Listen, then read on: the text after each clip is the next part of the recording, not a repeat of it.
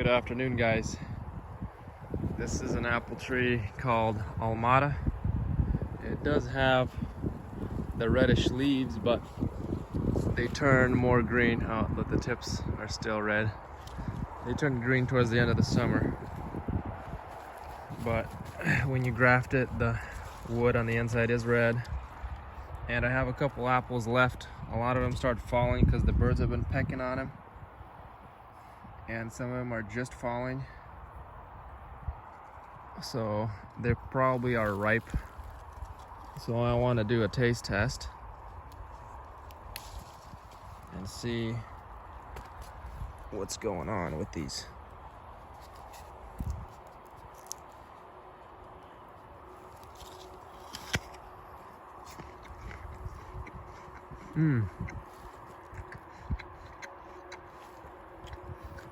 These are surprisingly good. Wow. They're crunchy, quite crisp. They have that berry flavor.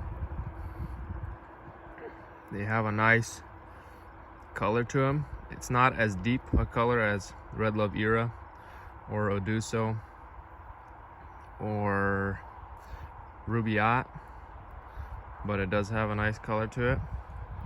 It is a red fleshed apple.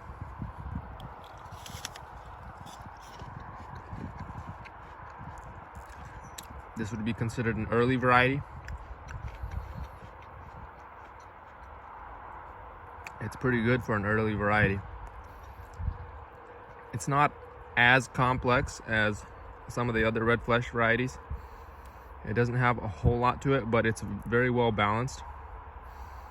It's sweet. It has some acidity. Just a good balance to it. Has a crunch.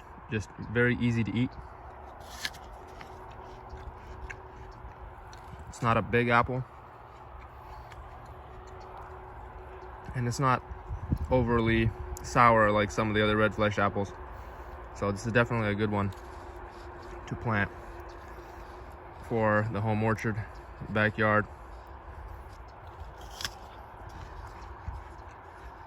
This would be a good apple to throw into a kid's lunchbox because they're small.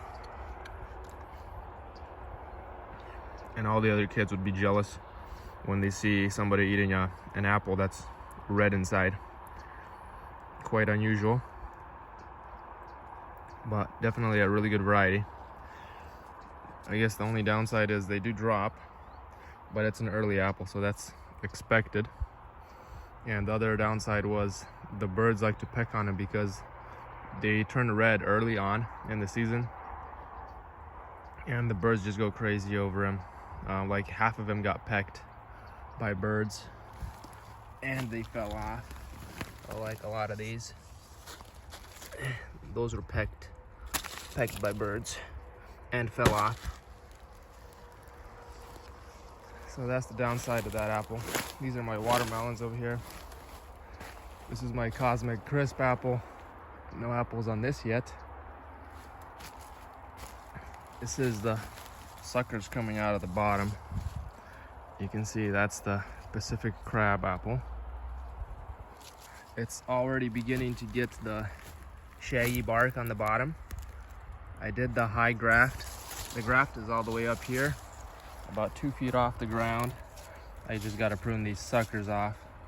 And what I'm trying to achieve here is get the shaggy bark to come up 2 feet. That way the rabbits don't chew on it, and I don't need to put tubes on them like all the other trees have tubes.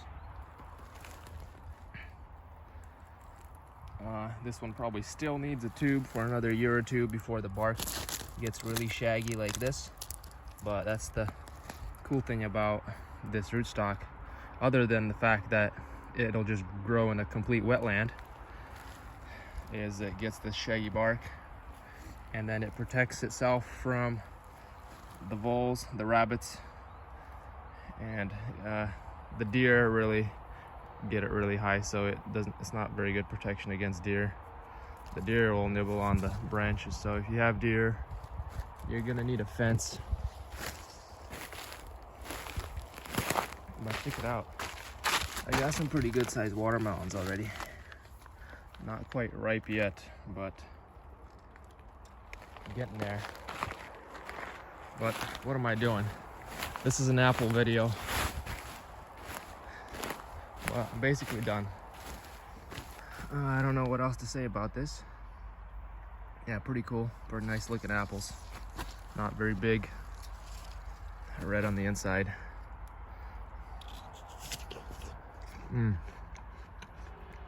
Well, that's it for today. I'll see you guys next time.